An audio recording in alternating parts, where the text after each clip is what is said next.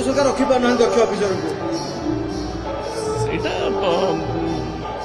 ବ୍ୟକ୍ତିଗତ ଭାବରେ କିନ୍ତୁ ଯିଏ ଭଲ ଅଫିସର ଆମେ ନିଶ୍ଚିତ ଭାବରେ ତାଙ୍କୁ ଭଲ କହିବୁ।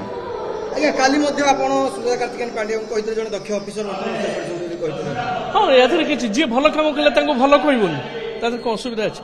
ମୁଁ ତ ଯେତେବେଳେ ଏନର୍ଜି ମିନିଷ୍ଟର ଥିଲି ସେ ସମୟରେ ବିଦ୍ୟୁତ ସଂସ୍କାର ବହୁତ ହେଇଥିଲା। ମୁଁ ତ ପବ୍ଲିକଲି ପ୍ରଦୀପ ଜେନାଙ୍କୁ ଧନ୍ୟବାଦ ଦେଇଥିଲି ସେକ୍ରେଟାରୀ ଥିଲେ ଯେତେବେଳେ ଏନର୍ଜିର ଯେ ବହୁତ ଭଲ କାମ